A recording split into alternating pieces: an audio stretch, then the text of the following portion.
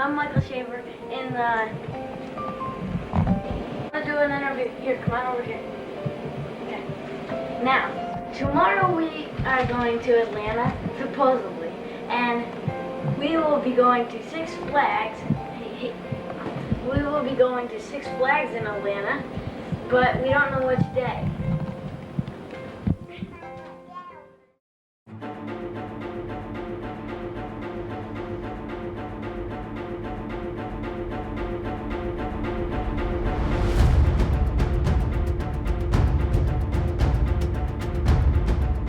My name is Lori Filmer, also known as Lori Shaver, and as my attorney, Mr. Wiggs, has just stated, he is representing me for the charges of second-degree murder of my ex-husband, Michael Shaver.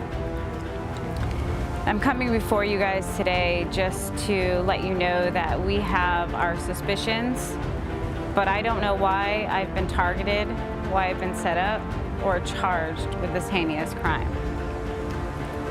I am not guilty. And anybody that knows me knows that my life is my children. I am a daughter, I'm a friend, I'm a neighbor, I'm a servant of God, I'm a wife, and I am a devoted mother of 4. My life is my children. The well-being of my children has and always will be my top priority. And that is the reason that I would never cause any harm to the father of my children.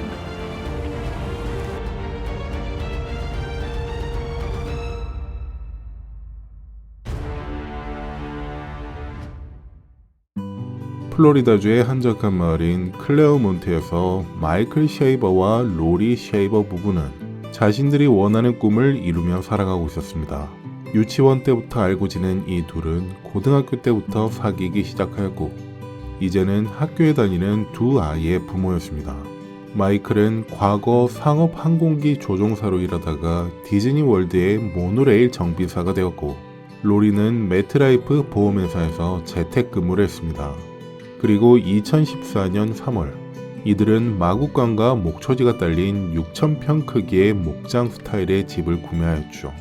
이렇듯 겉으로 보기엔 누구나 꿈을 꿀 법한 삶을 지내고 있는 것처럼 보였지만 실제로 그들의 결혼 생활은 점점 악화되고 있었습니다. 잦은 말다툼으로 인한 경찰 개입으로 얼룩져 있었고 로리는 마이클을 상대로 2번이나 접근 금지 명령을 신청했습니다. 그리고 2014년 9월 상황은 더욱 심각해져 둘 사이의 격렬한 언쟁은 폭력 사태로 번졌습니다. 로리는 마이클이 자신을 벽으로 밀치고 총을 겨눴다고 주장하였죠.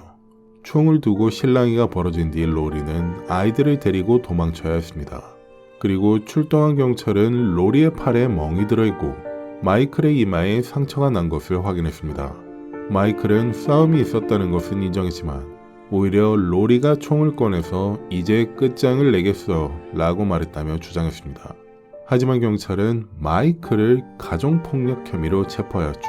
그리고 둘 중 누구에게도 총기를 이용한 가중폭행 혐의는 적용하지 않았습니다. 단지 서로 다른 주장만 있을 뿐이었고 이를 목격한 아이들이 증언을 하기엔 너무 어렵기 때문이었습니다. 이 사건은 수년간의 다툼으로 관계를 망쳐온 하나의 예일 뿐이었습니다. 그리고 둘은 2014년 11월에 별거를 시작했고 다른 이성을 만나며 지내다가 2015년 5월경에 서로 화해를 시도했습니다. 하지만 법정 진술에 따르면 로리는 그로부터 6개월이 지난 2015년 11월 7일에 마이클을 집에서 완전히 내쫓아 버렸다고 했습니다. 그리고 로리의 페이스북 게시물을 보면 그녀는 2016년 12월 말에 뒷마당에서 열린 결혼식으로 재혼하였고 로리와 마이클 모두 새 삶을 시작한 것처럼 보였습니다. 그 결과 로리는 새 남편인 트래비스 필머와 2 아이를 더 낳았죠. 그런데 몇 년이 지난 후 의심스러운 정황들이 마이클과 가까운 사람들, 그중 그가 어릴 적부터 알고 지낸 친구인 스콧에게 포착되기 시작했습니다. Please state and spell your full legal name. Scott Amatuccio, SCOTTAMATUCCIO. Please raise your right hand. I'll swear you in. Do you solemnly swear or affirm that any testimony you give today shall be the truth, whole truth, and nothing but the truth, so help you God? I do. Thank you. Please proceed. Yes. How did you know Michael? We were best friends. And when did you first meet Michael? It's about second grade. And where were you all living at this time? In a small town, Lawrence, New York. And what about Lori Shaver? When did you first meet her? We had all known each other since about kindergarten. We all went to the same K through 12th school. I didn't really start to hang out with her until they started to date. When did Michael and Lori first start dating?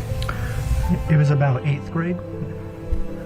And specifically, were you present when they first got together? Yes, he asked her out in my bedroom. Okay.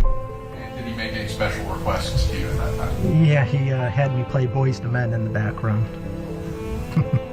Now, did you maintain a relationship with them after everyone graduated high school? I did. Did you see him in July of that year? I did. July 2015. Where was that? At his house. And was this the last time you ever saw him in person? It is.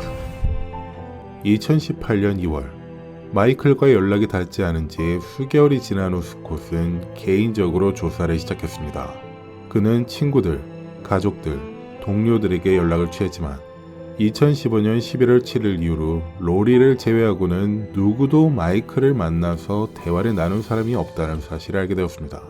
마이클과의 모든 연락은 문자나 페이스북 메시지를 통해서만 이루어졌죠. 평소에 책임감 있고 승진까지 앞두고 있던 마이클이 갑자기 문자로 통보 뒤 퇴사를 하고 자신이 아끼던 여러 물건들을 남기고 간 것도 꽤 이상해 보였습니다. 마이클의 SNS에서 오는 메시지들도 의문스러웠죠. 그래서 스콧은 로리에게 연락을 취했고 그러자 그녀는 마이클이 몇 년 전에 가족을 버리고 떠났다고 말했습니다. 이 사실을 스콧을 통해 전해 듣게 된 마이클의 가족은 이 얘기를 믿지 않았습니다. 마이클이 절대 아이들을 두고 어디론가 떠나거나 그렇게 충동적으로 책임감 없이 직장을 그만두지 않을 것이라는 이유에서였습니다. 그리고 스콧을 특히 불편하게 했던 한 가지 사실은 로리의 새남편이 이사 오기 직전에 그녀의 집에 설치된 화덕이 있는 콘크리트 바닥이었죠.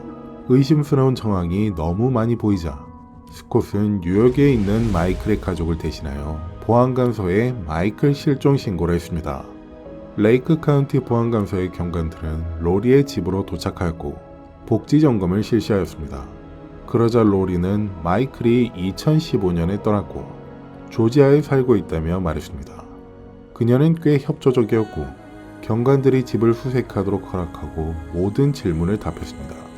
하지만 화덕이 있는 콘크리트 바닥에 대해 묻자 로리의 태도는 바뀌었고 더 이상 협조하기를 거부하며 변호사를 선임한 뒤 그들에게 떠나라고 했습니다.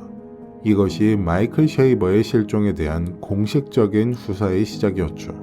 수사가 진행됨에 따라 마이클 쉐이버의 운전면허증, 여권, 연방항공청에서 발급한 조종사 의료 증명서 등이 모두 만료되었다는 사실이 확인되었습니다. 이건 마이클이 더 이상 살아있지 않다는 것을 의미하는 것처럼 보였죠. 게다가 그의 이름으로 된 개인은행 계좌나 신용카드 활동도 전혀 없었습니다. 형사들이 마이클의 가까운 지인들을 조사하던 중 로리에게서 한 이야기를 들을 수 있었습니다.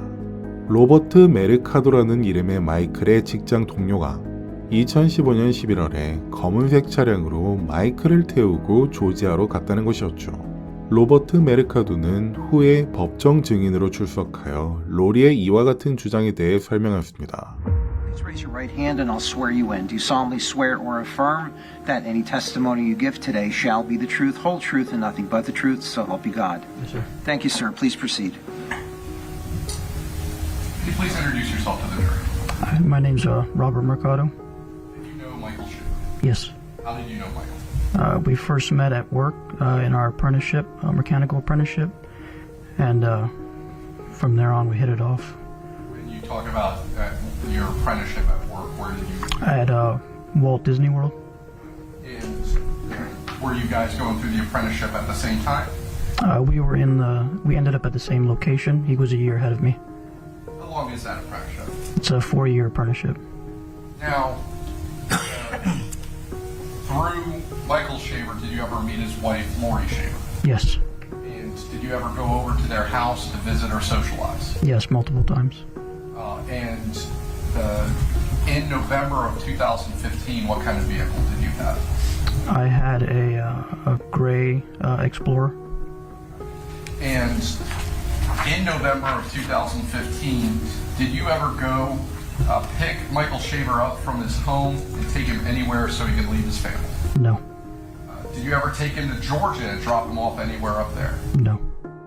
형사들은 3주 후 수색영장을 가지고 로리의 집에 도착했습니다.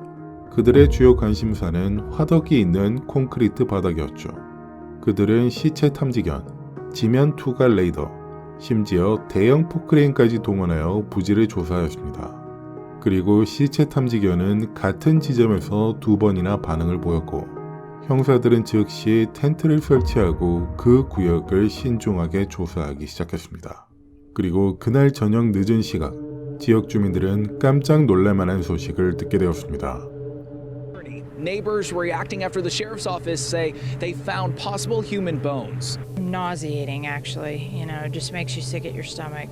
Tanya Winchester says she watched as Lake County detectives made a discovery while digging in her neighbor's backyard. I did see shortly after they made the find, I was standing in the neighbor's backyard pretty close nearby watching, and I did see that law enforcement kind of circled around the site and took off their hats, and it looked like they had said a prayer. The Lake County Sheriff's Office says after hours of searching, they began focusing their efforts around this fire pit, later revealing they believe they found what appears to be a human arm bone. The investigation starting a couple weeks ago after a friend of 36-year-old Michael Shaver contacted deputies, saying he hadn't seen Shaver since 2015. Detectives say Shaver's wife Lori also claims to have not seen her husband in several years, but investigators were forced to get a search warrant when she refused to let them look in her backyard. Neighbors say the couple has young children who often play outside. The only thing we really care about is the kids. So we kind of had hoped that didn't get confirmed because what do you tell a third grader, you know? Again, Lake County says they're still waiting to talk to Lori Shaver, but they do add she is a person of interest. Investigators plan to go back out into the yard as soon as the sun comes up. In Lake County, Troy Campbell, News 6. 형사들은 소름 끼치는 발견했습니다. 콘크리트 바닥에서 LF와 TF라는 이니셜이 새겨진 부분 바로 아래에서 인간의 위팔뼈가 발견된 것이었죠. 여기서 LF는 로리 필머이며 TF는 트래비스 필머였습니다. 둘의 이니셜이 새겨진 콘크리트 바닥 바로 아래에서 발견된 인간의 뼈로 보았을 때 마치 무덤 위에 서명을 한 것 같은 소름 끼치는 느낌이 들었습니다. 이 뼈는 즉시 DNA 검사를 위해 검시관에게 전달되었습니다. 그리고 경찰은 신속하게 집안을 수색할 추가 영장까지 확보하였죠. 그리고 다음날 콘크리트 바닥 아래에선 완전히 백골화된 추가 유해가 발견되었습니다. 그리고 2018년 6월 15일 레이크 카운티 보안감사는 로리의 집에서 발견된 인간의 유해가 치과 기록과 가족 DNA를 통해 확실히 식별되었다고 발표하였습니다. 그 유해는 마이클 쉐이버의 것이라고 말이죠. 사인은 389경 권총으로 뒤통수에 간 단일 총상인 것으로 밝혀졌습니다. 이 소식을 들은 채널9 뉴스의 한 기자는 로리의 집으로 찾아가서 날카로운 질문들을 던졌습니다.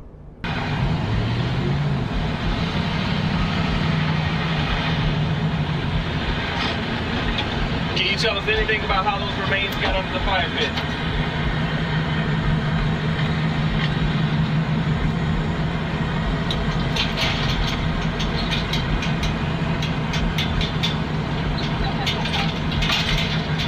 Do you have anything to say about your husband's remains being found? You may contact my attorney. Nothing to say about your husband's remains being found in your yard. 로리는 분명 이 질문에 답하고 싶어 하지 않았지만 경찰은 이미 행동을 취할 준비를 하고 있었습니다. 마이클의 사인을 확인하고 그의 유해와 발견된 물품들을 로리와 연결시키고 12페이지에 달하는 상당한 양의 정황상 증거들을 수집했죠. 그리고 2020년 9월 레이크 카운티 보안관서는 마이클 쉐이버 살인 혐의로 로리 쉐이버를 체포했습니다. 그런 뒤 형사들은 로리 쉐이버가 살인을 저질렀다고 생각한다는 여러 정황상 증거들을 그녀에게 설명해 주었습니다. 먼저 마이클이 실종될 당시 로리는 그를 마지막으로 목격한 사람이었고 그의 시신이 발견된 집에서 살고 있던 유일한 성인이라는 사실을 알려주었습니다. 그리고 마이클이 사라진 후 로리는 그가 조지아로 갔다고 거짓말을 하고 그의 무덤 위에 콘크리트 바닥을 만들고 그의 은행 계좌를 비우고 그의 소지품을 팔아치웠다고 말해주었습니다. 또한 마이클의 페이스북에선 여전히 자신이 살아있다고 다른 사람들을 설득하였는데 경찰의 IP 추적 결과 이 모든 페이스북 활동은 그녀의 집에서 이루어진 것으로 확인되었습니다. 쉽게 말해 로리가 자작극을 펼쳤다는 것을 뒷받침하는 증거였죠. 하지만 법의학 검사 결과 마이클을 죽인 총알은 로리가 소유한 종류의 총에서 나오긴 했지만 정확히 어떤 총인지는 확인되지 않았습니다. 그래도 검찰은 많은 정황 증거들을 바탕으로 로리를 2급 살인 혐의와 사후 방조 혐의로 기소하였고 유죄 판결을 받으면 최대 종신형에 처할 수도 있게 되었습니다. 참고로 사후 방조 혐의는 범죄를 저지른 사람을 도운 사람에게 적용되는 범죄 혐의입니다. 이렇게 구속된 그녀에게 법원은 살인 혐의에 대해 5만 달러, 사후 방조 혐의에 대해 2천 달러의 보석금을 책정하였습니다. 그녀는 고작 3개월 만에 보석금을 내고 풀려날 수 있었죠. 하지만 법원에선 재판이 끝나기 전까지 발제를 차도록 명령하였고 마이클의 가족과 연락하는 것도 금지시켰습니다. 한편 로리의 변호인단은 신속하게 공개 변론을 준비하였습니다. 나는 무죄입니다 라는 제목의 영상으로 말이죠. 여기에 온라인 후원 계정까지 만들어서 사람들의 동정심을 끌어내기 위해 노력하기 시작했습니다. 2021년 3월에 올린 이 영상에서 변호사인 제프리 위그스는 실제로 일어난 일에 대한 자신의 견해를 공유했습니다.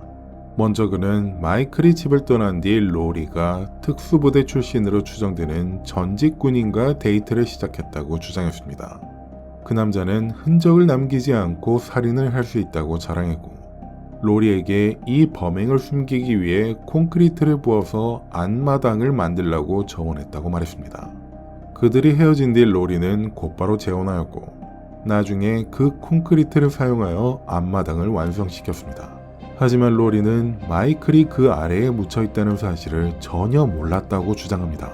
제프리 변호사는 더 나아가 경찰이 작성한 정황 증거 진술서는 상당 부분 조작되었다고 주장하며 형사들에게 제레미 타운샌드와 지미 발로라는 사람을 조사해보라며 촉구하였습니다. 동시에 제프리 변호사는 로리의 무죄를 확신하며 재판 준비가 되어 있다고 주장했습니다. 하지만 이 시기에 코로나19 대유행으로 인해 재판이 수년간 지연되었고 이 시기에 충격적인 사실들이 추가적으로 더 드러나기 시작했습니다. 그중 변호인단이 내세운 한 명의 증인은 모두를 충격 속에 빠뜨렸습니다. It's a potential big development in the case of a Lake County woman accused of killing her husband. Attorneys for Lori Shaver filing a motion saying a 14-year-old girl has confessed to killing Michael Shaver.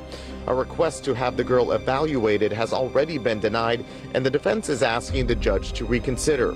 The girl would have been just 7 years old when Michael Shaver was last seen alive in 2015.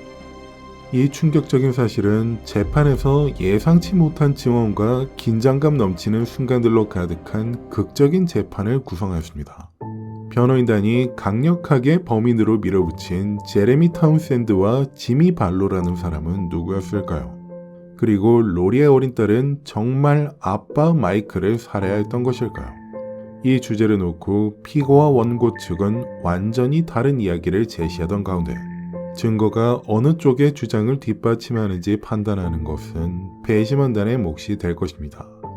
Now, did that the card that came with those flowers, did that include a message? It did. And can you go ahead and read that message to the jury, please?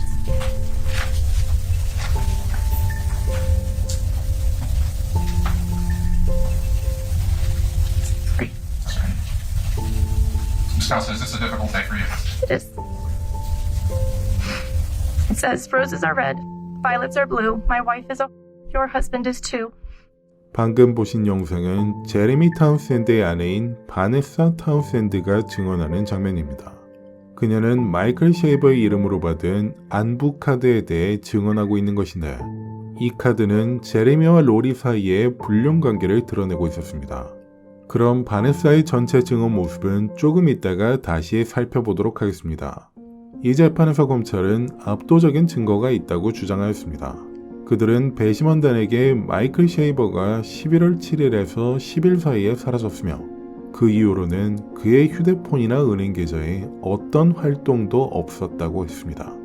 게다가 마이클의 페이스북 계정은 로리가 사용하고 있었고 마이클을 살해할 때 사용한 총기는 중고로 팔아버렸으며 그의 유해는 집 바로 앞에 있는 콘크리트 바닥에 묻혀 있었다고 했습니다.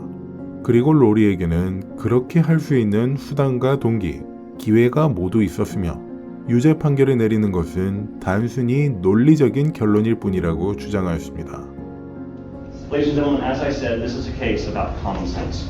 When you look at all the evidence, you listen to the testimony of all the witnesses, you examine all the circumstances, not the least of which is Michael Shaver's body was found buried under a concrete slab in the backyard of the defendant's residence. There can only be one common sense conclusion, and that is the defendant is guilty beyond any reasonable doubt. Thank you so much for your time. 피고 측은 이 사건이 단순히 상식의 문제가 아니라 증거의 부재에 관한 것이라 반박했습니다. 법의학적 증거도 탄도학적 증거도 로리를 마이클의 살인과 직접 연결짓는 DNA도 없다는 것이었죠. 그런 다음 제프리 변호사는 모두가 놀랄만한 반전이 있는 다른 이론을 제시하였습니다. Now, what happened was Mr. Townsend was having this affair with Lori, and Mr. Shaver was not supposed to be at the residence. Morning arrives. Mr. Shaver arrives on the scene, begins battering Lori Shaver. He wants her back. She was chattel to him, just like a car or a piece of property. And she informs him, we're not going back. And she starts getting the diggings being done. Minor child heard this. Isabel says she's going to tell the truth, and I'm going to tell you what happened. And as she relays, she's at the residence with her mom, and in walks Michael, carrying on. He starts to battle his wife, and Isabel hears, "I'm going to kill you." She hears a lot of commotion. She hears her mother begging, leave me alone. She walks in the room. She'll testify. And poor old Michael is sitting in a chair with his foot on Lori Shaver's head as Lori's gasping. And Michael is sitting there threatening to kill her. And this young girl, in desperation and in fear, runs and retrieves a firearm. As she believes she shot Michael, she thinks she did. She says she thought she hit him. She believes she hit him. But almost simultaneously, in walks Jay. He sees what's going on. Lori is still on the ground. Lori has not even gotten to her feet. And Jay walks in, takes a gun from Isabel, shoots Michael Shaver in the head. Says, Lori, get these kids out of here. I'll take care of this. Anybody says a thing about this, I'll kill you too. Lori said, we were like deer in headlights. Got into the car and took the kids to school. 제프리 변호사는 배심원단에게 대담한 주장을 펼쳤습니다. 7살 된 딸이 엄마인 로리를 보호하기 위해 총으로 마이크를 쐈고 제레미 타운샌드가 때마침 나타나서 간신히 숨만 붙어있던 마이크를 마무리했다는 것이었죠. 제프리 변호사는 곧 16살이 되는 이 여자아이가 이 사건에 대해 증언할 준비가 되어 있다며 강조했습니다. 그리고 검찰 측이 소환한 증인들 중에는 이 사건의 수석 수사관인 타마라 데일이 있었습니다. All right, please state and spell your full legal name. Tamara Rose Dale, Tamara Rosedale. Please raise your right hand. I'll swear you in. Do you solemnly swear or affirm that any testimony you give today shall be the truth, whole truth, and nothing but the truth, so help you God? I do. Thank you. Please proceed.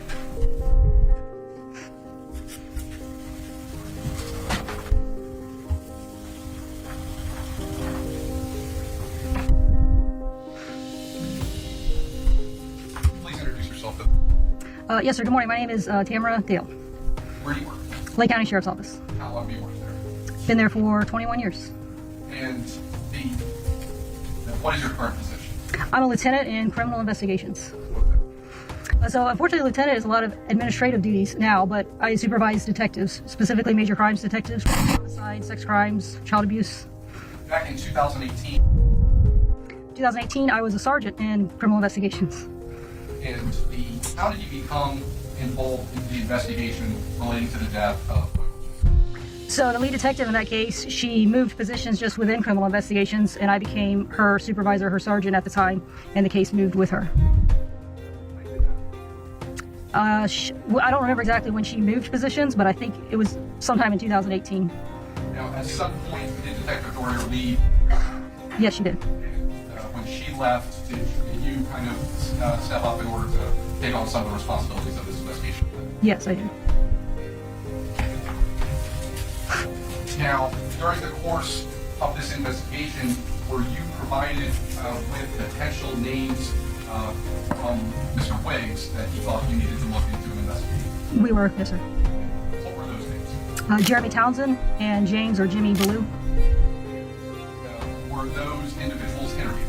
They were. Did law enforcement go and look into the assertions made by Mr. Wiggs about them? Yes, sir.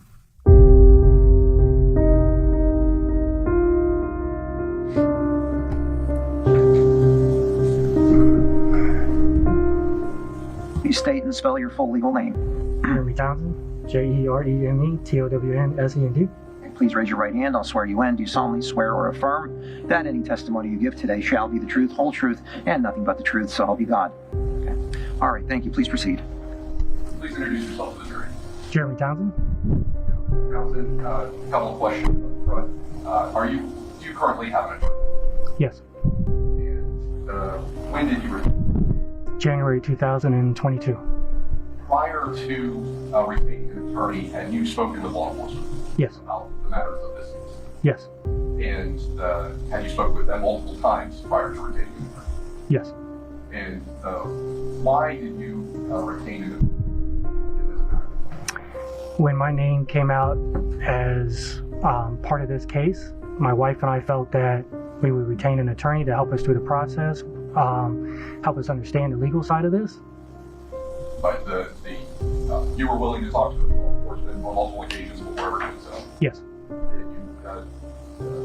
You responded to all requests? Yes. Have you ever been in the military? Yes. And first of all, what branch? United States Army. When did you serve? Served from 1998 to 2003. And why did you leave the military? I was shot 3 times in Afghanistan and was almost killed. Was medical retired out. And the jury has seen photographs that have been shared. They were already some of them full body shots. Where were you shot? Through both my legs and one right through my side. Now, do you know Lori Shaver? I do. How did you meet her? I met her at one of the public parks. And about when did you first meet? September 2015. And what were you doing at the park? I had my son there. Are you married? Yes. How long have you been married? 16 years. Did she tell you about her marital status? Yes. And what did she tell you? That she was going through a divorce. Did she tell you her husband's name? Michael Shaver. Did she tell you where he was? She said that he had left with a friend in a vehicle. Okay. And when did that happen in relation to when you started this physical relationship with her? When she told me that Michael had moved out, that was November 2015. And so the time frame that you started going to the house was after that? It was the first week of December. During the course of the affair, would you exchange text messages, phone calls, and photographs? Yes. And during this time frame, what was the status of your marriage?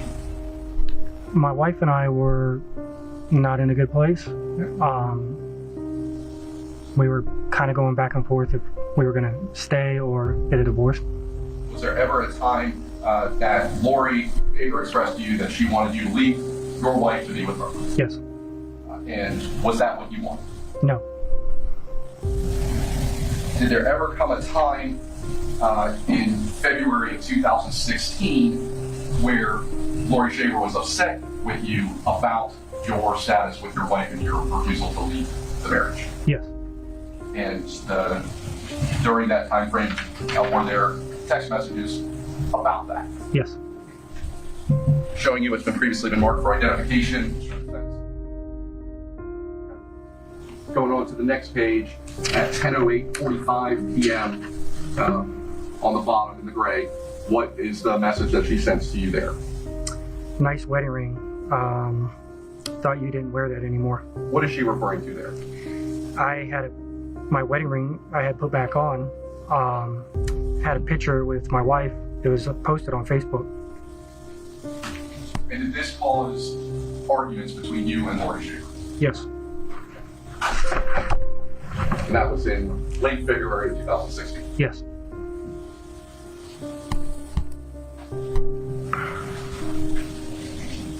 Sometime after that, did you learn that your wife found out about the affair?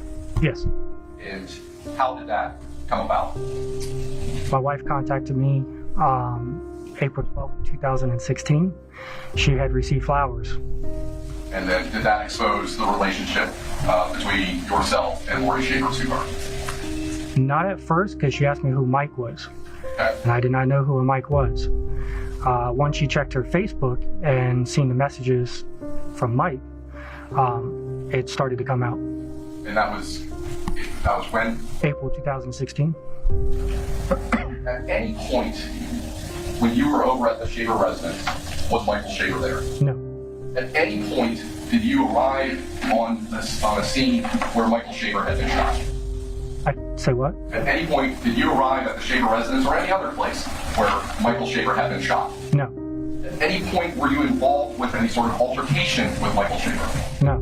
At any point did you shoot or injure Michael Shaver? No. At any point were you involved with disposing of the body of Michael Shaver? No. And after the affair was exposed, what happened with your relationship with Lori? I cut it off. Nothing from 곧 여러분이 보실 제레미 타운샌드에 대한 반대 신문에서 피고 측 변호사는 그의 증언에서 보이는 불일치, 모순 또는 편견을 부각시켜 신뢰성을 공격하였습니다. 이 전략은 배심원들의 마음속에 충분한 의심을 심어서 그의 증언이 신뢰할 수 없는 것으로 보이도록 만들기 위한 것이었습니다. Mr. Townsend, you were describing the relationship you had with Lori. You're having this affair with her, correct? Correct. Okay. Tell us about this relationship. What your understanding was with Lori Shaver. They're supposed to be friends with benefits, no strings attached. Friends with benefits. Okay?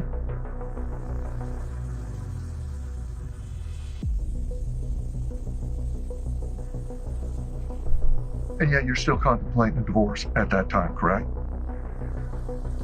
Correct. Okay, so there was a discussion. A discussion about what? Now your position is you had no knowledge of Michael Shaver being shot, correct? Correct. Okay. You weren't in the house, correct? Correct. Now you knew the Shaver children, correct? I didn't know them. Like, on a personal basis, I knew she had children. I only seen them a handful of times. Okay. A handful of times. You're there 2-3 times a week. Okay. The kids are in school. Now, you're there at their Christmas break, correct? The kids were not there. They're in school. Okay, during their Christmas break. I wasn't there during Christmas break.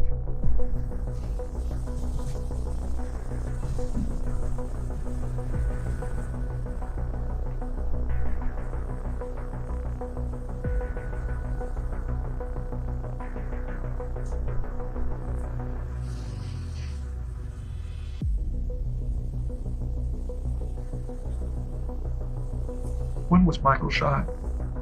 I don't know that. Okay. Did you ever make a statement indicating to the contrary? I'm going to show you your deposition again, sir.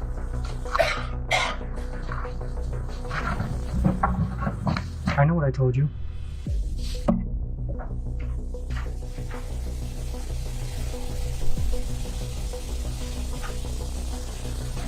Okay.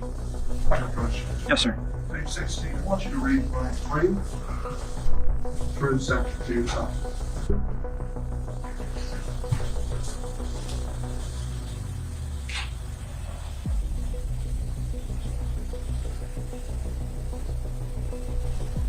Yeah. Huh? Okay.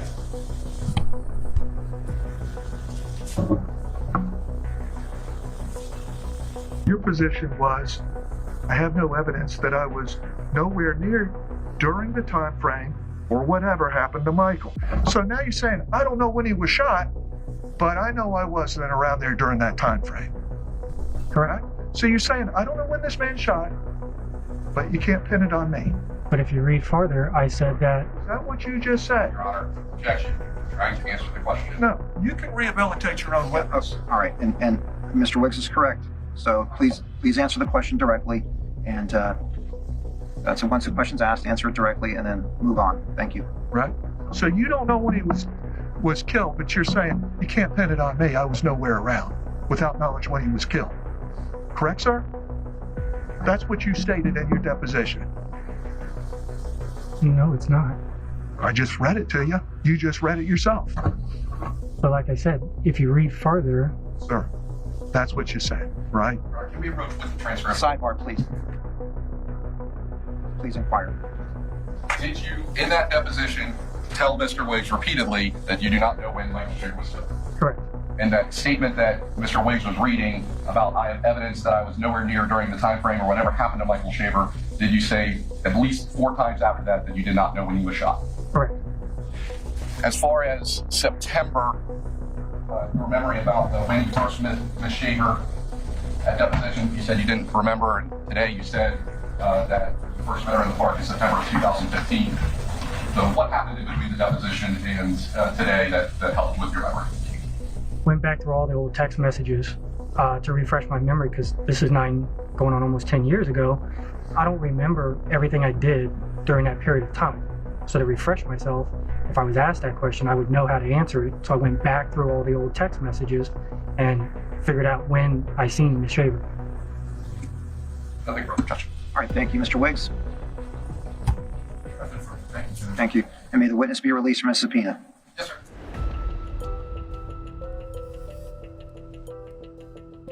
Please introduce yourself to the jury. I'm Jimmy. How y'all doing? You know Lori Shaver? Yes. When did you first meet Lori Shaver? This is in the summer of 14. And where did you meet her? Don Mealy Chevrolet. And where were you working at the time? There, Don Mealy. What was your position there? Salesman. And what was the context of the meeting that you had at the Chevrolet dealership with Lori Shaver? They were buying a truck. When you say they, who are you referring to? Her and her old man. Do you remember his name? It's Mr. Shaver. Michael Shaver? Michael Shaver, yeah. And what kind of truck was she looking at? I think it was Silverado, Chevy. Did they end up purchasing a vehicle that first time that they went to the dealership? No. Did there come a time that she returned to the dealership? Yes. And when she returned to the dealership, do you remember how she was dressed? Short shorts, cowboy boots on. Okay. And was her husband with her? No. And what was the purpose of her coming that second time? I really don't remember, to be honest with you. It was something to do with we owed him something or something for the truck, I Did they believe. end up purchasing a vehicle? Yeah, they did, yeah. After that purchase had been completed, did you end up texting with Lori Shaver back and forth? Yeah, about the truck and all. And at some point, did those text messages move on to something other than just the truck purchase? Yeah. Did you end up having a physical relationship with the defendant? Yeah, me and my girlfriend split up.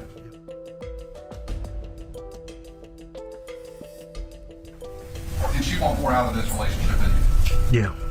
And where would the physical acts between you and Lori Shaver occur? At her house. And what time of day would they occur? Oh, I don't know. It's been years, man. Do you remember she was working in an office or remotely at that time? She wasn't working in no office. She's working at home.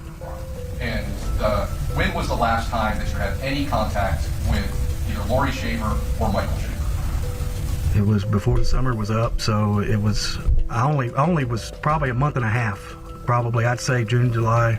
I guess July or August would have been in 2014 was the last contact. After the relationship between you and Lori Shaver ended, Yeah. was there a time frame that Michael Shaver actually reached out to you to ask for help with something? Probably about a month later, if not right close to it, he called me and said Lori's trying to kill herself or she's trying to do something like that, and I said, All right, sustained. Without getting into anything. Okay. He reached out and asked for help. Yeah, and I told him that's between y'all. And Did you have any contact with either of them after that? no. Have you ever gone back over to the Shaver No. residence after that? No. Nothing further. Thank you. 사실 제레미 타운샌드와 지미 반류는 모두 경찰 조사를 받았었습니다. 하지만 철저한 수사 끝에도 두 사람 모두 이 사건과 어떠한 관련도 없다는 것이 밝혀졌죠. 그리고 재판 3일째 되던 날, 검찰은 제레미 타운샌드의 아내를 증인으로 불렀습니다. 아까 잠깐 보셨던 바네사 타운샌드였죠. 그녀는 로리가 마이클 쉐이버의 페이스북 계정으로 자신에게 제레미와의 불륜관계를 폭로한 사실에 대해 증언했습니다. 이는 검찰에게 매우 중요한 증언이었습니다. 왜냐하면 로리는 마이클의 실종 이후 이를 통해 다른 사람들을 조종하고 거짓된 이야기를 만들어내려는 의도적인 행동을 했다는 점을 보여줄 수 있었기 때문입니다. 로리가 온라인상에서 마이클을 사칭할 의지가 있었다는 점을 보여줌으로써 검찰은 그녀의 기만적인 모습을 반복적으로 보여주는 패턴을 입증하고자 했습니다. 그리고 마이클의 죽음을 은폐하고 상황을 통제하려 했다는 것을 암시하였죠. 게다가 이 증언은 로리가 숨기고 있는 것이 있다는 검찰의 주장을 크게 뒷받침하였습니다. Please state and spell your full legal name. My name is Vanessa Townsend, VANESSA Please raise your right hand and I'll swear you in. Do you solemnly swear or affirm that any testimony you give today shall be the truth, whole truth, and nothing but the truth, so help you God? I do. Thank you. Please proceed. Morning. Can you please introduce yourself to the jury? I'm Vanessa Townsend. And you know Jereme Townsend? I do. How do you know? He's my husband. When did you get married? April 12th, 2008. And do you have children together? We do. How many? 1, How old is your child? 14. And in 2016, where were you working? Pine Ridge Elementary. And what was your position there? A teacher. Did you work there the whole school year, 2015 to 2016? Correct. Ms. Townsend, did you receive an unexpected delivery? I did. What was that delivery? Flowers. And did those flowers come with a card? They did. Is that the card that you received with the flowers? It is. And is that in the same or substantially same condition as when you received that? It is. And after receiving that, did you eventually turn this over to law enforcement? I did. This kind of statement moves State's Exhibit T into evidence as State's number 30. All right, objections overruled. States T will be entered into evidence as states number 30. Now, did that, the card that came with those flowers, did that include a message? It did. And can you go ahead and read that message to the jury, please?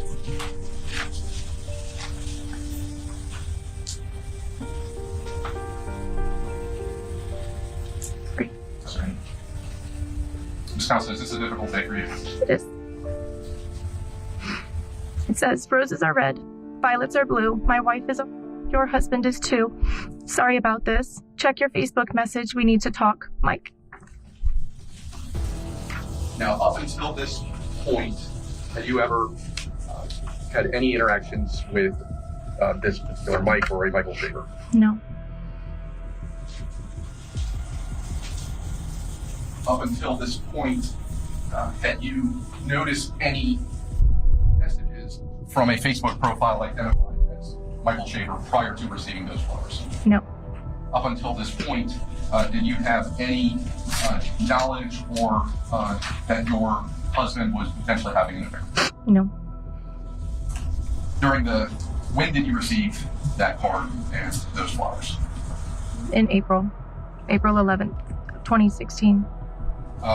In the time frame leading up to you receiving those flowers, was there ever any time that your husband was sleeping anywhere other than the home, which would have given you concerns that he was having some sort of extramarital affair? Sleeping elsewhere? Yes. No. So you always came home at night, he was always around? Yes. Now, after you received that card, did you in fact did you have a Facebook profile at that point? I did. And after receiving that card and that message, did you go onto your Facebook profile and realize that there had been either a friend request or some sort of messages from Michael Shaver's Facebook account? I did. And once you saw that request had come in and those messages had come in, what did you do specifically as it relates to Facebook? I contacted the person back. Did you accept this friend request to be able to look at these messages? I did. And did you go through the messages that had been sent to you up until the point that you had received those flowers? Yes. During the time frame that you were corresponding with the individual utilizing the Michael Shaver Facebook account, did they encourage you to get a divorce? Yes, they did. Did they make any offers to you in relation to that?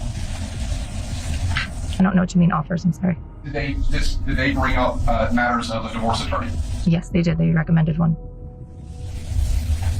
Now, ultimately, when you got this information, did you confront your husband about it? I did.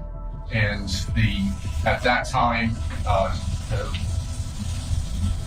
did you both decide to stay together, married, and in a relationship? We did. And when did that process and that period of time begin? For the end of April, May. And after that period of time, was there ever instances where Mr. Townsend left unknown, was out of places that you weren't aware during that time frame? No.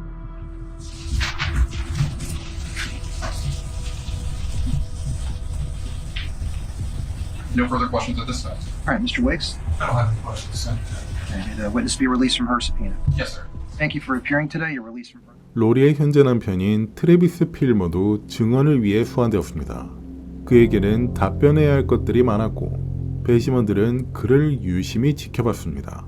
마이클의 실종에 대해 어떤 것을 알고 있는지, 뒷마당에 묻힌 시신에 대해 로리에게 질문한 적이 있었는지, 마이클과 법적으로 이혼한 기록이 없는데도 2016년 새해 전야에 치렀다는 결혼식은 무엇이었는지, 마이클이 사라진 지 약 1년 만에 이루어진 이 빠른 재혼은 배심원단에게 의심을 사기에 충분했습니다. 로리는 이미 새 삶을 향해 나아가고 있었음을 의미하고 있었으니까요. 이것은 마이클을 살해한 동기로 보여질 수도 있는 부분이었습니다. 그래서 트래비스는 이 논란의 중심에 있다고 볼 수도 있었습니다. Morning, please introduce yourself to the jury. Hi, my name is Travis. I'm Lori's husband. And are you a convicted felon? Correct. How many times have you been convicted of felony? I have 2 charges against me. 2 convictions. Would it help refresh your recollection of that if I showed you your judgment, sir? Sure.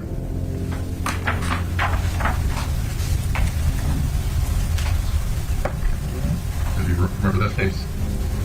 Yes. Yes. One felony there? Yep.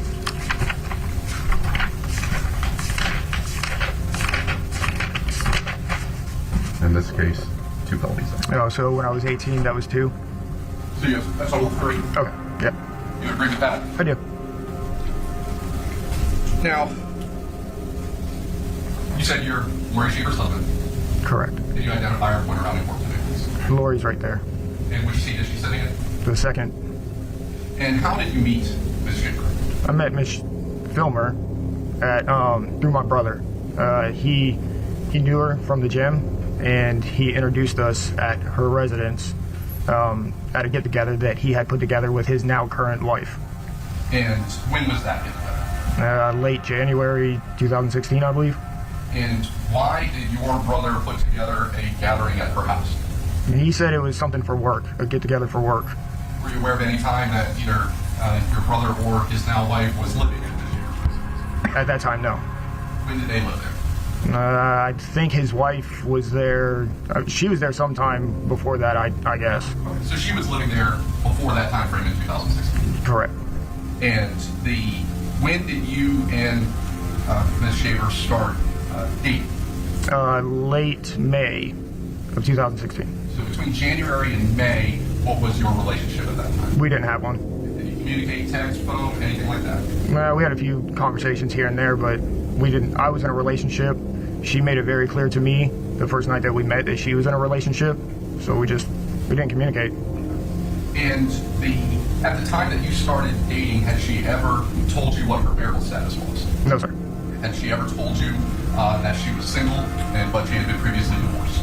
She told me that she was in a relationship with a gentleman, but at that time never got into any marital status. Do you remember giving a deposition in this case? I do. Do you remember saying anything different about what her representations of her marital status was at that time? At the time that we first met? I'm talking about when you started dating her. Did she ever talk about her marital status? No. Okay. Do you remember giving that deposition? I remember having a deposition, correct. I'm going to go ahead and refer to page 4, line 25, showing you a copy of that deposition. Go ahead and read to yourself line 24 and 25. Yeah, that didn't happen at that time. Had she ever told you that she was divorced? Yes, sir. All right. What was her ex-husband's name then? Michael. And what did she tell you about the whereabouts of her ex-husband at that time? She just told me that they were divorced and that he wanted nothing to do with the family, did not know where he was, and he was not around. And had she expressed to you that he left and wasn't having contact with the children? Correct. And how long did you date until you moved into her home? A few months. Do you remember about when you actually moved in, what month it would have been? Probably July, late July. And who all was living at that home at that time? Lori, her two kids, and Becca. And Rebecca is? Rebecca. Yeah. That would be your brother's girlfriend at the time? Correct. Now, and they're now married? Correct.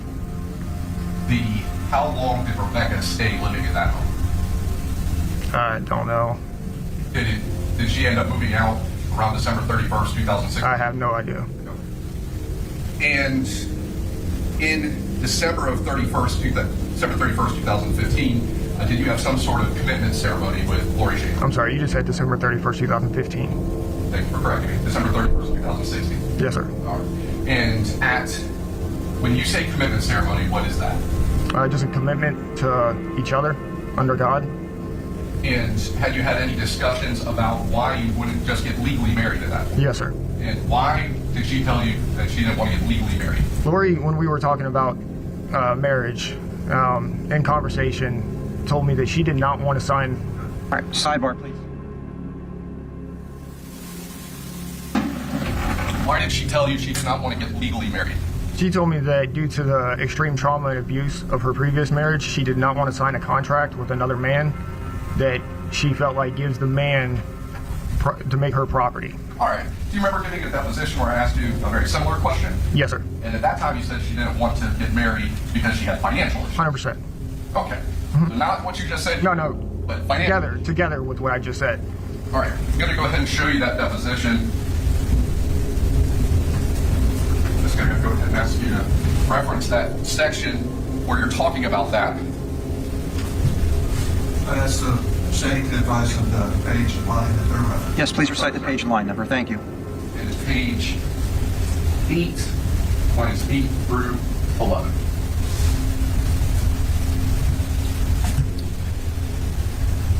Mr. Filler, you had an opportunity to review that? Yes, sir. And at that time you did not say anything about the violence, it was about financial issues? I did not. Okay. But now when you're testifying, when your wife is facing murder charges, now your testimony has changed. She was facing murder charges when we had that deposition. But your testimony has changed. It has not. Now, in September of 2016, did you help pour a cement slab in the backyard of the residence where you are now living? I did. And who helped you with that? Lori. Did your brother help you with that as well? No, sir. In order to do that, did you go and rent a cement mixer from Home Depot? I did. I'm showing you, show the fence. It's been previously marked with Safety Exhibit AA. Do you recognize this receipt? Sure. And is that the receipt for the cement mixer that you rented to help pour this? Yeah, it looks like one. All right. Your Honor, at this time, the statement moves states AA into evidence. It states number 27. Any objection? No objection. Without objection, states AA will be moved into evidence as states number 27. And can you go ahead and just read out when that was rented? When it was rented? Yes. The date says 9/12/2016.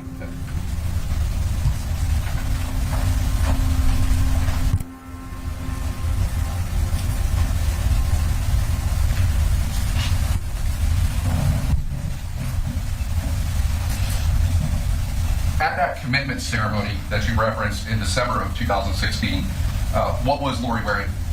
A white dress. And did someone escort her to where you were? Yes, I'm trying to remember who that was. Was it your grandfather? Yes, sir, it was. Was there basically some sort of official there doing the proceeding? Correct.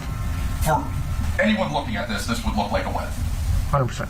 And had you represented to everyone that you were getting married at that time? No. Okay, so no one thought that this was a wedding? No. The wedding That would have been December 31st, 2016, sorry. and had that been record, you were a guest at that? Yeah, because we were, the next day, we were moving into, Austin and I and Kendall were moving into our new home. Had that event been represented to you to in fact be a wedding? Yes, it was. And she was in a white dress? Yeah, when I had come back from signing our lease and everything, she was already in her dress. Wedding cake? There was a wedding cake, yep, a dress. Everyone there thought that Travis and Lori were being married at that time? For sure. Now, in 2018, law enforcement responds to your home, and eventually skeletal remains are found in your backyard. You remember that? I do. And at that time, did you ask Ms. Shaver how that body got there? I did not. So this person that you were in this committed relationship with that had told you that her husband had just left, just had no contact with the kids, there's a body found in the backyard, and you don't ask her a single question. That's not exactly what happened. Lori called me on the day that the detective showed up at the house. I was at work. I had just gotten off work, and she called me, sobbing, crying, and I asked her what was wrong. She proceeded to tell me that detectives had shown up at the house, and they were asking about Michael. She then told me that they had left. I told her I will be home shortly. I worked real close to where we were living, and I got home, walked in the house. As soon as I walked in the house, a detective knocked on the door. He proceeded to ask me if I knew anything about Michael. I said, no, I've never met him. I couldn't even tell you what he looks like if you showed me a picture. At which detectives did show me a picture. I was like, okay. They just told me, we'll be in touch. And that was that. I walked back in the house. I told Lori, I said, it looks like something serious is going on. You need to get an attorney. But specifically, you did not ask her anything about the fact that that body was from the backyard. Correct.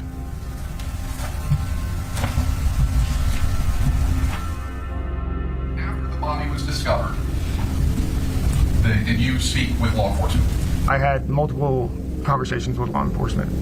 Did you ever make the statement, it is not that he is, statement relaying from Ms. Shaver, that it is not that he is missing, it is that he is no longer walking the face of this earth? Have you ever made that statement to law enforcement? Thank you for bringing that up, because there's a point of clarification. I understand. Sir, please don't argue. Please answer the question.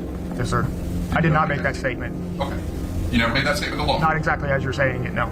Did you ever make that statement to Robert Proper? Not as you're saying it, no.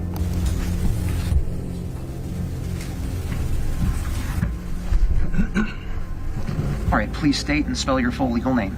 My name is Robert Proper. Robert, R-O-B-E-R-T, Proper, P-R-O-P-E-R. Please raise your right hand. I'll swear you in. Do you solemnly swear or affirm that any testimony you give today shall be the truth, whole truth, and nothing but the truth, so help you God? I do. Thank you. Please proceed.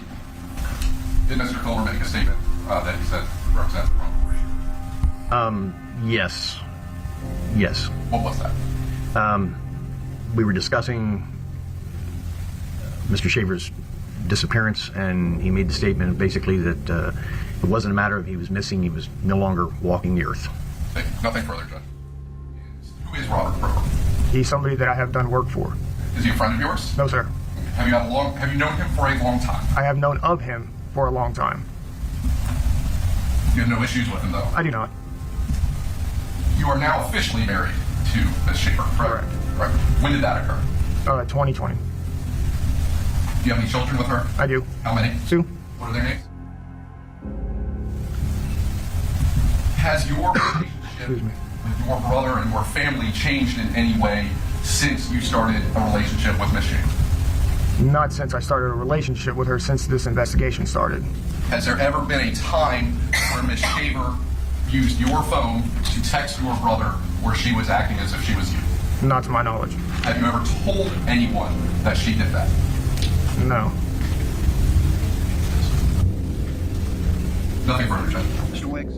형사들은 트래비스 필머에 대해 철저한 수사를 진행하였고 결국 이 사건과 연루된 부분에 있어서 혐의 없음으로 결정되었습니다.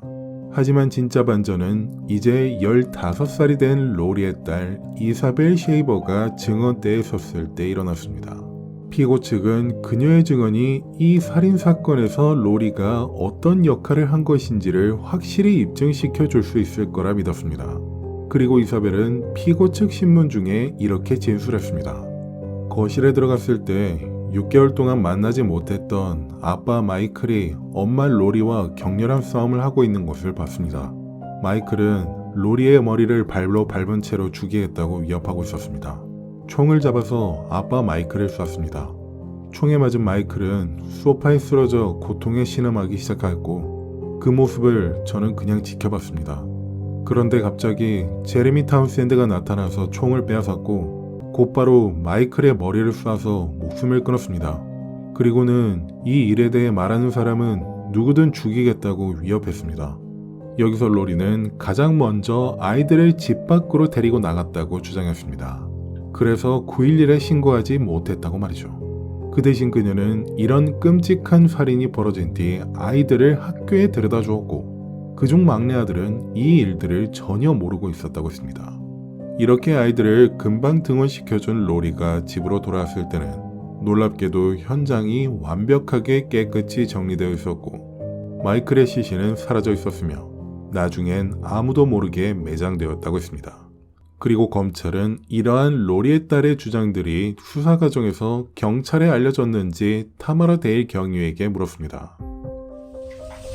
During the time frame that Mr. Wiggs provided you with information relating to names he thought you needed to investigate, did he give you any information regarding Isabel Shaver? No, sir. And at some point after Lori Shaver's arrest, did you interview Isabel Shaver? Yes, I did. And at that time, how old was she? It was in 2018, and she had just had a birthday, so I think she had just turned 12 a few days earlier. And in the course of your training experience, have you had training about how to interview children?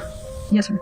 And that's an important skill involved with, obviously, child sex investigations. Have you ever participated in those? I have, yes, sir. And the interview at the Child Advocacy Center. Yes, sir. What is the Child Advocacy Center? So it's a place where child victims or witnesses can be interviewed in a very friendly, child-friendly setting by people whose only job it is to interview kids and talk to them, get information, useful information, truthful information, but without re-traumatizing them in any way. And the setting is completely, like I said, child-friendly. They sit on couches, they have toys they can play with, there's cartoons in the waiting room. So basically, completely the opposite as than us taking them to the sheriff's office and putting them in one of our waiting rooms. But to clarify, when you interviewed Isabel Shaver, where did that occur? That was at their house. And did I say I interviewed her in 2018? When did you interview her? I interviewed her in 2020. If I got the year wrong, I'm sorry. I might have been. but that was not done at the sheriff's office. That was done. No, that was at her house, yes, sir. Now, not getting into any specific things that she said at that time, did she bring up anything related to her involvement or Jereme Townsend's involvement that required further investigation by the sheriff's office at the time she gave either of those interviews? No, sir. Are you aware that there have been discussions through Mr. Wiggs about Isabel Shaver's involvement in this case since the time that you would have interviewed her in the child advocacy interview? Yes, I am aware. At the point that those statements came forward, were charges already pending against Lori Shaver? Yes. And the any other talking of witnesses would be done through the state attorney's office at that point? Correct. And Miss Isabel Shaver, are you aware, was deposed through the course of this 10 minutes? Yes, sir, I'm aware of that. 검찰은 경찰에게 증언한 적이 없는 이사벨을 놓고 피고 측과 꾸민 명백한 거짓말이라고 주장했습니다. 그리고 배심원들에게 왜 피고 측이 이렇게 터무니없는 이야기를 꺼내놓은 것인지 스스로에게 물어볼 것을 촉구했습니다. 검찰 측이 내어놓은 유일한 논리적 결론은 이 이야기가 진실을 은폐하기 위해 만들어졌다는 것이라고 주장하였죠. 쉽게 말하면 다른 누구도 아닌 피고가 냉혹하게 마이클 쉐이버를 살해했고 7살짜리 딸에게 뒤집어 씌우려 했다는 것이었습니다. 이 상황에서 피고 측은 자신들이 준비한 마지막 증인을 소환했습니다. 바로 피고 당사자인 로리 쉐이버였죠. Ms. Shaver, please have a seat at the witness stand. Please make yourself comfortable. Let me know when you're ready to proceed.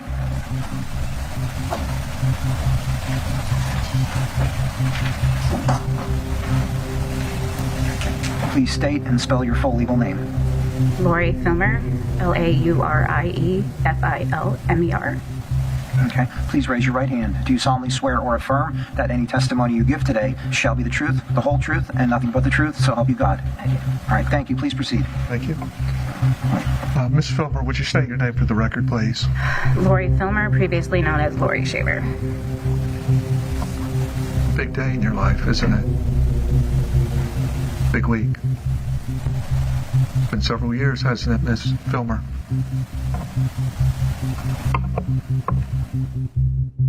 So there did come a point in time when you were later with Jereme, correct? So that's later in time, correct, to those events? Yeah, it was a couple months later. Like I said, school had just started. I had went to school without dropping the kids off, whatever. I had marks on my face. Jereme noticed. He sent me a message. I started talking to him. Obviously talking to him reassuring me. He was saying all the right things. I kind of fell for it. I'm not denying that. I did. It was nice, right? Because now I'm back into solid ground. Yeah. And it wasn't working. And I'm like, I'm right back into it. So my birthday, Jereme and I had talked about plans to go out shopping, going to the movies, going to Hurricanes. You know, just hanging out for the day while the kids were in school. Awesome. Mike was still in the house at that time. And I had told him that I had just wanted to go out for the day, go shopping, get my nails done, whatever. And he absolutely refused. So I threw a fit as I was walking away from him. He had given me my birthday presents. As I was walking away, he threw a... Let's not talk about specific events, okay? Let's stay on the factual events, okay? But there was an altercation arising out of that confrontation, correct? Mm-hmm. Okay. And so eventually, I take it, Michael's out of the house at a period of time, okay? So I kicked him out, I think it was November 10th. So when we moved, once the body was found, I lost my job. Travis was a youth leader at the time. He started working for a granite company. Finances had gotten really tight. We found a home that we could afford. We got the cameras, and Jereme was caught on those cameras on a couple occasions going by.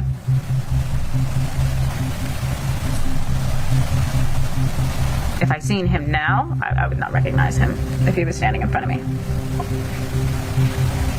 Go back a bit.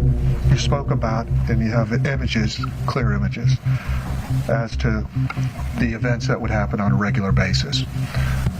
Let's reflect back on that, though. Were these acts events that would cause serious bodily harm to you? Yes. Were these events that would involve, likewise, domestic violence, shouting, and threats? Yes, that and more. Okay. Do you believe that you would be here today but for the act of Isabel? Sorry, what?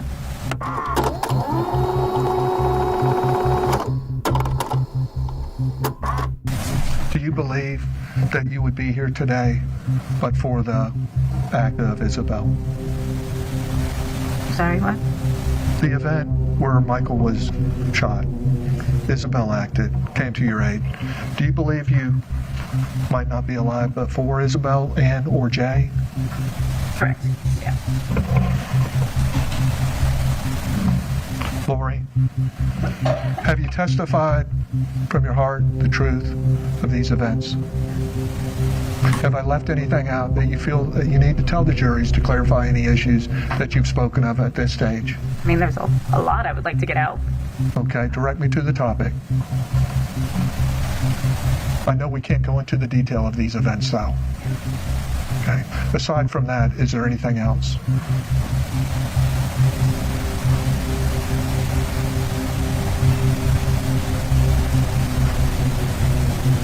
Michael had a lot of anger. I know, please. Sustained.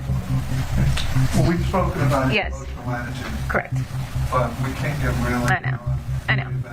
Objection, Your Honor. This isn't a question. All right, sustained. Just correct it so we don't go down that path. Yes, sir. All right. Please ask a question if you wish. So, aside from the issues that we've spoken about, the temperament and the disposition and the atmosphere, and all the matters that we've discussed, is there anything else that you feel that the jury should know? Objection, Your Honor. Calls for narrative. It's not a question. Sustained. Please ask a specific question if you wish. Is there a topic that we have not discussed? No, nothing that I'm going to be able to talk about at this time. All right. Thank you, Judge. Yes, sir. 예상대로 제프리 변호사는 로리 쉐이버에게 마이클이 죽음으로 이어진 구체적인 사항들에 대해 묻는 것을 피했습니다.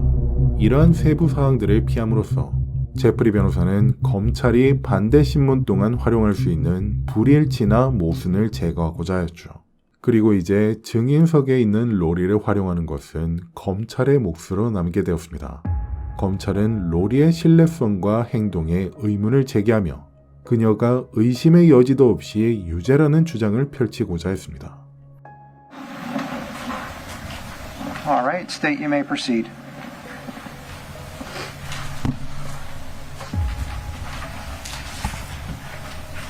Ms. Shaver, in the beginning of your testimony, I believe you may have misspoke. Mr. Wiggs asked you when you were married to Mike Shaver, and you said May of 2016. When did you get married to Michael Shaver? 2006. Okay. That's okay. Now, the biggest question I have for you, because you didn't mention it once in your entire story, is when did your husband get killed? The exact date I cannot recall. It was beginning of May of 2016. It was not November. Okay. So sometime, you don't know, but sometime in May of 2016 is when this happened. Okay. Now, after he left in November of 2015. Okay. You got it straight now? Okay. After he left in November of 2015, was this incident which ultimately led to his death the first time that he came back? Yes, it was. Okay. So, then in August,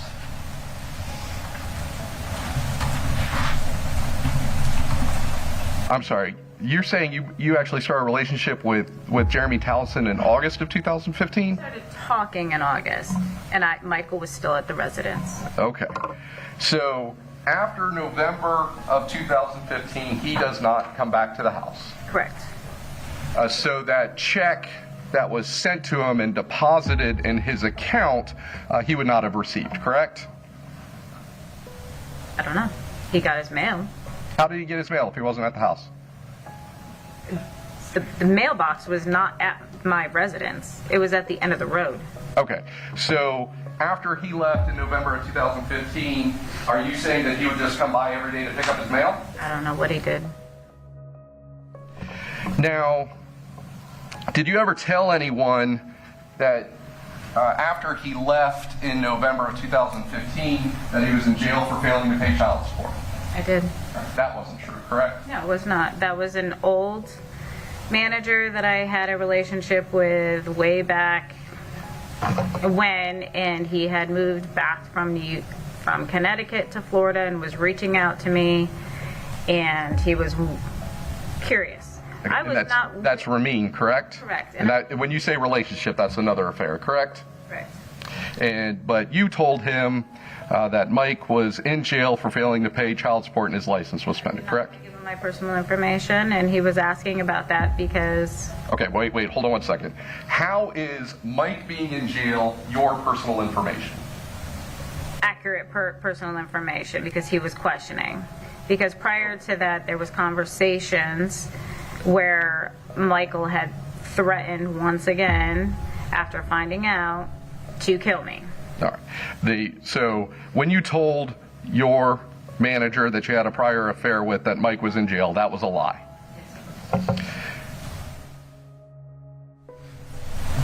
When law enforcement came and asked you about the whereabouts of your husband, you were not truthful with them, correct? I didn't know where he went.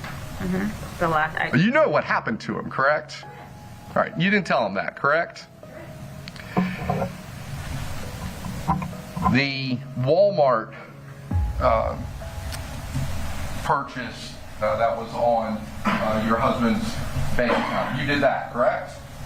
I don't recall doing that. That was sent to your house with your name on it, correct? All right. I don't recall, like, the exact parameters around it or what I bought or anything like that. So this event happens in May of 2016, correct? Say yes? Yes. Your relationship with Jereme Townsend ends very tumultuously in May of 2016, correct? Say yes? Yes. And your relationship with Travis Filmer then begins in May of 2016, correct? He came over at the end of May. Yes. And you were actually engaged to him in July of 2016, correct? Yes. In April of 2016, Rebecca Urbanowski was living with you, correct? Right. Okay. And the fire pit itself was built in March of 2016? I guess so.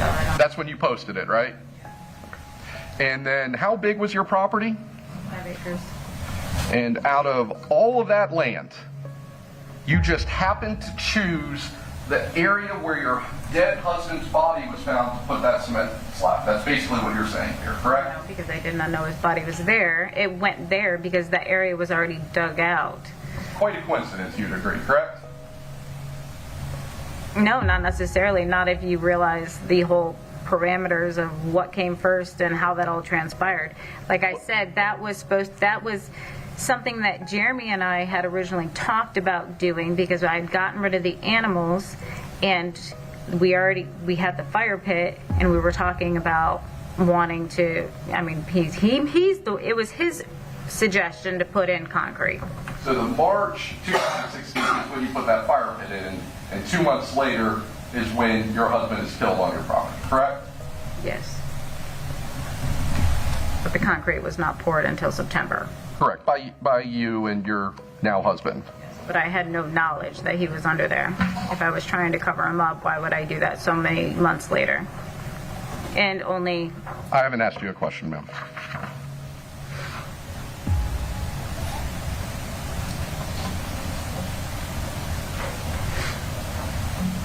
So the incident that led to your husband's death, your husband had not been around for months, correct? Correct. And he just happens to show up sometime in May of 2016, correct? Not just happened. That was pretty typical of him being gone for months and then showing up and us getting back together. Okay. That was. And then during that time frame, this was sometime before you were going to take your kids to school, correct? Yes, it was. He was out on the porch when I went. How was he dressed? Shorts, t-shirt, sneakers. Okay. And an argument between the two of you starts. Yes, I went outside. I got the kids settled and I went outside to talk to him. How old was your daughter at this point? 7. And is there a reason why you never taught your daughter how to dial 911? I mean, we just had cell phones. We didn't have a landline. She knew how to dial 911, but like I said, I had my cell phone on me. The security system that we had, she would have not have been able to reach. It was above the keys where the door was. But when she said, I didn't know how to call 911, I'm asking why you wouldn't have taught her. I did teach her how to call 911, but she didn't have a phone. Okay. Now, your testimony is that she shot him, correct? Yes. And at that point, that you were able to get out from underneath Mr. Shaver, correct? I did not crawl away until he was falling to the ground. After she shot him, I was still looking at her, like, still comprehending everything that was happening. I wasn't 2 yet because he had his foot on my face, smushing it into the ground. It took me, I mean, it wasn't that long, but it took me a little bit to kind of comprehend what was occurring. And then certainly didn't get up after being shot, correct? He certainly didn't get up out of the chair after being shot, correct? No, not until, no. After the second shot, he fell forward. The first shot, he sat in the chair.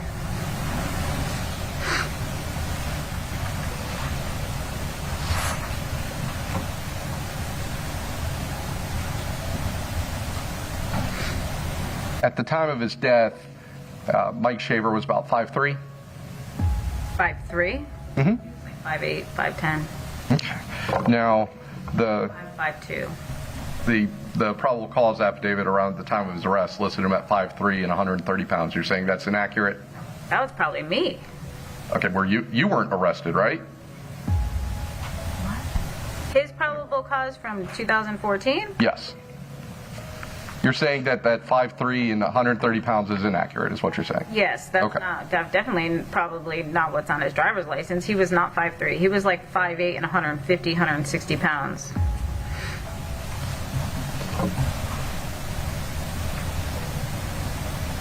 I was 5'2" and 115, 20. When Mike left, he left his vehicle, correct? You're talking about the black car. No, I'm talking about he had a vehicle and he left it behind, correct? His black car had been sitting there for a while. He had a bent rim and the air in the tire could not stay inflated. So he was driving my truck back and forth to work. Right. My question was, when he left and moved out, he left his car, correct? And he left everything that he had that had any sort of value that could be sold, correct? His guns, he took stuff, yes. His ATV, left all that behind. All the tools that were in the shed were of no use to him. They were like old tools and stuff like that, and it wasn't an ATV. My question was, he left the stuff behind, stuff that he could have sold, correct? Correct. He stopped going to work and lost his job because of it, correct? I was not aware of that at that time. So he lost his ability to make any money, correct? I was not aware of that at that time. Prior to November of 2015, he would call you using the phone frequently, correct? Yes, because he was back in the house and we were trying to work things out. After November of 2015, there is absolutely no calls to you after that November 7th, 2015, correct? I don't recall. There's not a single call to you, to the children, anything, correct? I don't recall. There's no activity on his bank other than withdrawals from the ATM in Claremont where you live, correct? I wouldn't know that. November 2015, he just vanishes off the face of the earth. No one can account for him, correct? I don't believe that's true. But you've definitely not had any contact with him in any ways until he shows up someday, which you do not know, in May of 2016 when this incident occurs, correct? No, he showed up prior to May. At my property, but he was already causing trouble prior to that, which fits within his history of doing this. My question to you previously was, after you kicked him out in November of 2015, and prior to him coming up the day that he was killed, I asked you, did he ever come, have any contact with you? You said no, correct? Not physically, correct. But calls and stuff like that, yes. Calls? Texts, his threats, stuff like that. You saw the phone records, which show absolutely no Text, calls from Facebook him messages, after November 7th, correct? Let her answer the question, please. All right, allow the witness to finish. Thank you. He was communicating with Jereme. I believe he had sent me text. He had sent me a nasty text prior to that, telling me I was just like my mom, something to that effect. He was communicating. From your IP address?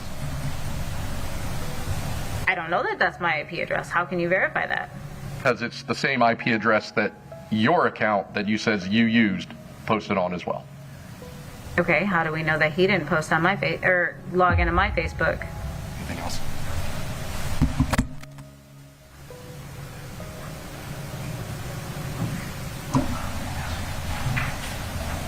So what vehicle, the day that he showed up in May of 2016, what vehicle did you use to get to your house that day? I don't know. What vehicle was in your yard that you didn't recognize that day? In May? Yes. So he just walked? I don't know. He just showed up without a vehicle in your house on the back porch? I was not paying attention to that. Nothing further, Judge. Thank you, Mr. Wiggs. I don't have anything. Thank you, Judge. All right. Yes, sir. Thank you. You may step down from the witness stand.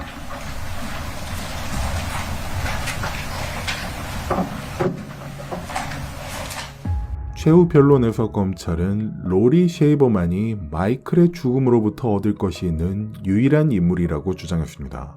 그들은 배심원들에게 설득력 있는 정황 증거를 제시하였습니다. 로리가 페이스북에 자신의 앞마당에 콘크리트 바닥을 만들었다고 게시한 사실이 포함되어 있었는데, 이는 수년 후 마이클의 시신이 발견된 바로 그 자리였습니다. 검찰은 피고 측의 이론을 철저히 파헤쳤으며 그것이 말이 되지 않는다고 말했습니다. 로리의 어린 딸이 마이클을 쏘고 그 후엔 제레미 타운샌드가 갑자기 나타나서 총을 빼앗아 그를 다시 쐈고 말하면 죽여버린다고 위협했다는 그 이론을 말이죠. 그리고 검찰은 이 부분을 명확히 했습니다. 그 이론은 모든 논리를 벗어나는 것이라고 말이죠.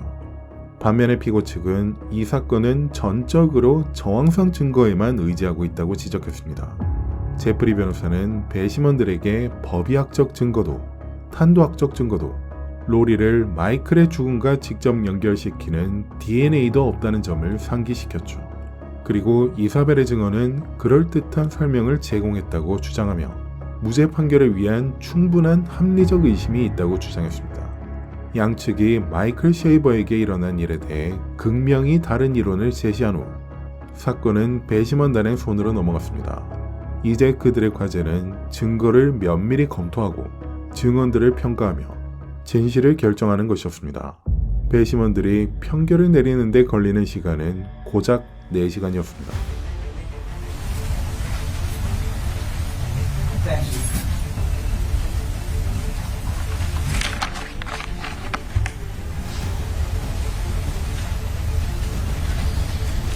right, after having reviewed both verdict forms, the court finds that there are no errors or omissions in the filling out of the verdict forms. Madam Clerk, please publish the verdict. In the Circuit Court of the 5th Judicial Circuit of the State of Florida in and for Lake County, the State of Florida versus Laurie Shaver, case number 2020 CF 2361. Verdict as to count 1. We, the jury, find as follows as to count 1 of the charge. The defendant is guilty of second-degree murder. Was the defendant in actual possession of a firearm? Yes. Did the defendant discharge a firearm? Yes. Did the discharge cause great bodily harm? Yes. So say we all, dated this 13th day of September 2024, Mercy Langley, foreperson. Verdict as to count 2. We, the jury, find as follows as to count 2 of the charge. The defendant is not guilty. So say we all, dated this 13th day of September 2024, Mercy Langley, foreperson. Does counsel for either the state or the defendant wish to have the jury polled? Yes, does, Judge. Judge, at this time we move, obviously, for Warren Tennant's motion for supersedious bond. Renew our motion for judgment of acquittal, notwithstanding the verdict, all previous grounds stated and asserted. The motion for supersedious bond is denied, and the motion for judgment of acquittal is respectfully denied. Okay. Yes. Is your client, is Ms. Shaver entitled to a PSI? Okay. All right, Ms. Shaver, please stand. Based on the verdict of the jury finding you guilty of the offense of murder in the second degree with a firearm, as charged in the information filed against you in criminal case number 20 CF 2361, this court does hereby adjudicate you guilty of that offense and remand you to the custody of the sheriff pending receipt by the court of a pre-sentence investigation report by the Florida Parole and Probation Commission. You will be remanded now to the Lake County Jail.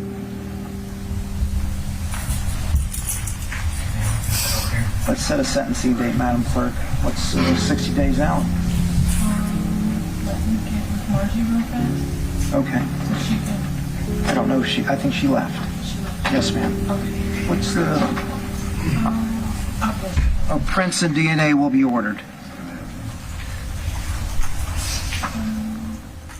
쉐이버 부부의 이야기는 사랑과 가족, 그리고 미래에 대한 꿈으로 시작되었지만 배신과 죽음의 어두운 이야기로 끝이 났습니다.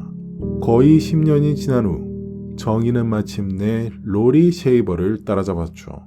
배심원단의 편결은 명백해 보였습니다. 모든 증거들과 모든 사람들의 진술, 진실 위에 쌓아 올린 모든 거짓말들은 이 순간으로 이어졌습니다. 마이클 쉐이버의 삶은 콘크리트와 거짓 아래에 묻혀 있었죠. 그리고 이 사건은 한 가지를 증명해 보입니다. 신뢰가 깨지고 진실이 묻혔을 때 진실이 표면으로 드러나는 것은 단지 시간 문제일 뿐이라는 것이죠. 이것으로 오늘 긴 사건 이야기를 마치겠습니다. 오늘도 함께 해주신 여러분께 감사합니다. 저는 톰슨이었고 항상 그렇듯 다음에 만날 때까지 모두 건강하셨으면 좋겠습니다.